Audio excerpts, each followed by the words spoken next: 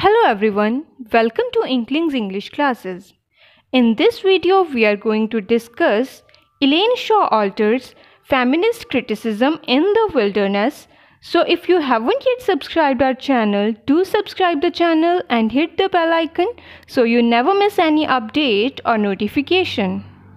Elaine Showalter is one of the leading feminist literary critics of contemporary world. Feminist criticism in the wilderness was written at a time when the American campus was increasingly concerned with women's studies. The essay considers the fact that, like feminist creative writings, feminist critics also face certain obstacles which have got highlighted after rise of feminism. Showalter has tried to analyze in detail the belief that feminist criticism is in wilderness, which means feminist critics are not capable enough to produce coherent speculations. Elaine Showalter has worked on literary history, having published a literature of their own which is subtitled Women Writers from Bronte to Lessing, and on the relationship between women's literature and the women's movement in the US.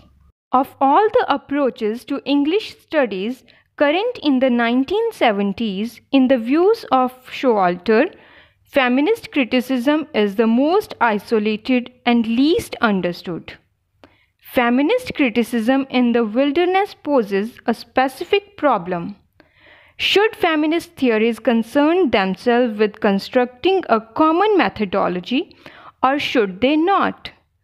The thesis of this essay is formulated by Showalter in the 1979 essay Toward a Feminist Poetics.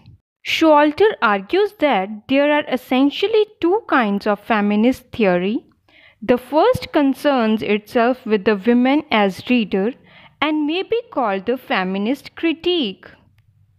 The second concerns itself with the women as writer and may be called gynocritics. It deals with women as the producer of textual meaning, with the history, themes, genres, and structures of literature by women. Comparing the two modes of theory, Showalter writes, the feminist critique is essentially political and polemical, with theoretical affiliations to Marxist sociology and aesthetics. Gynocritics is more self-contained and experimental, with connections to other modes of new feminist research. Showalter bases her theory of gynocritics on four models. The first one is organic or biological criticism. Organic or biological criticism believes that biological differentiation is fundamental in understanding how women see themselves in relation to society, and hence to understand how they represent themselves in writing. Its strength is its reliance on personal experience. Its weakness is that it promotes exclusionism based on biological difference. The second model is linguistic criticism. Linguistic criticism examines possible differences in the ways women and men use language, explores reasons for these differences.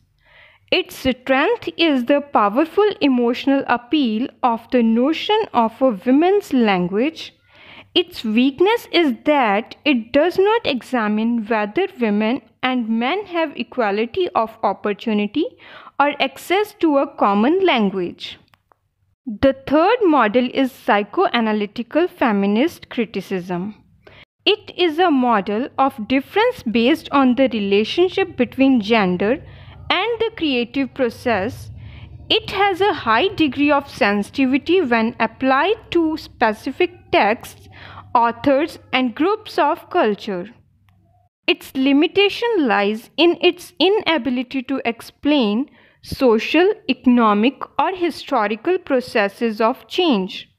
Showalter therefore vests her faith in a model based on a theory of women's culture.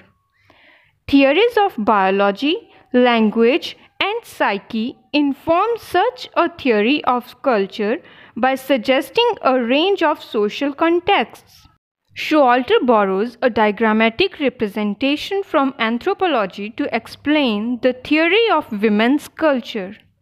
Women's culture and men's culture are represented by two intersecting circles with a large area of common experience. One of these is specific to women and the other is specific to men.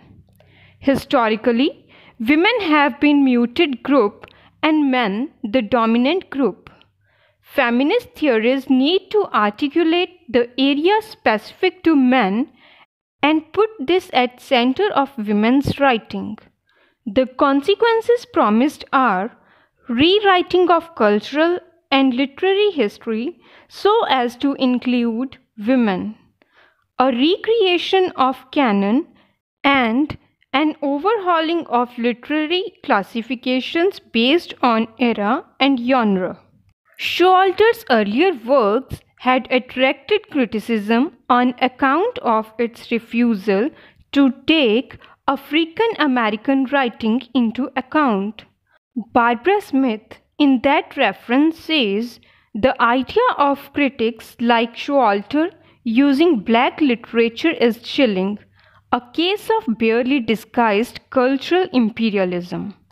But there is no doubt feminist criticism in The Wilderness tries to work toward cultural open-endedness in two ways. First, she speaks of two cultures, women and men, as being muted and dominant, respectively, and thus deliberately avoids the concepts of subculture. In a sense, all women, regardless of race and class, comprise the marginalized culture, and this common repression makes all women one in Showalter's cultural model. Secondly, Showalter emphasizes that such a gynocentric cultural model must, if it is to work, be able to take into account all the forces, ethnic, academic, or economic. The problem with gynocriticism is that it does not incorporate non-white. It is Euro-American centric. The relationship between men and women is that of enmity, and women have been depicted as victims. But the essay highlights the need for feminist theories to work out a framework they can share. Showalter suggests gynocritics theories which are centered on the experience of women as writer as a common factor. So that's it for this video. I hope you found the discussion helpful. If you found the video helpful, then do like it and share it with your friends. I'll be back very soon with a new video. Till then, stay tuned with Inklings English classes and don't forget to subscribe the channel.